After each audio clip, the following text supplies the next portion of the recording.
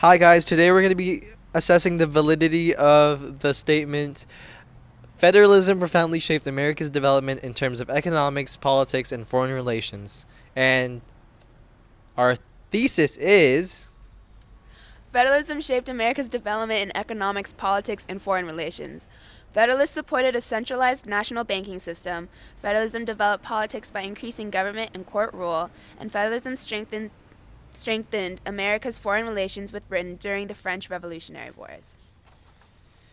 So, in terms of economics, the Federalists supported a centralized national banking system. So, during the Federalists' time in power, Hamilton created all these reports on a centralized economy.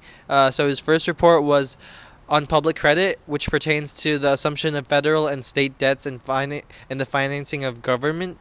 Um, the second report on public credit pertains to the establishment of the national bank.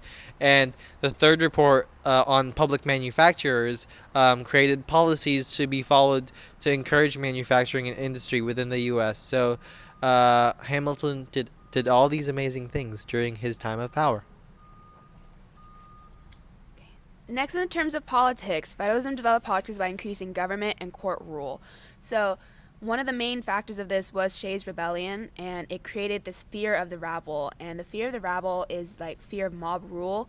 And the rabble are uneducated, lower class Americans with no property. And during Shays' Rebellion, it was the lower class Americans rebelling that their land was being taken away. And Federalists wanted to have the rich be in government and have the government be run by the rich people. So safeguards were put in place to go against mob rule, which were the federal judges were to be appointed for life. President was to be elected indirectly by the Electoral College, not by the people, and the senators were to be chosen indirectly by state legislators. Another factor of this was also the case of Marbury versus Madison, where the Chief Justice of the Supreme Court, John Marshall, became the stronghold for Federalist views among the Republican-controlled Congress and White House.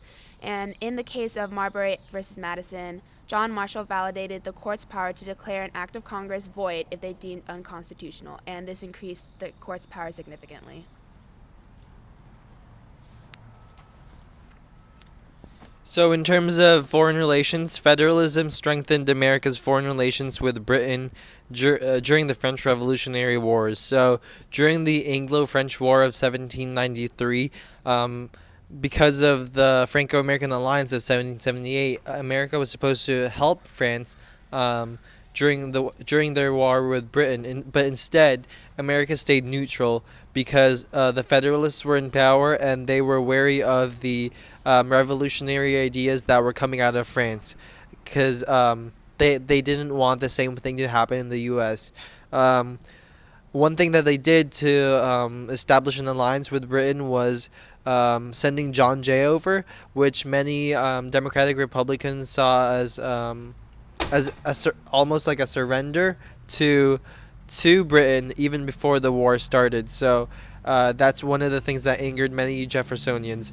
Another thing that they did was the Alien and Sedition Acts, which was intended to curb political dissent and limit the political participation of immigrants by easing deportation and lengthening the time required for citizenship, since most immigrants were supportive of the French Revolution, and they were supporters of the Jeffersonian cause.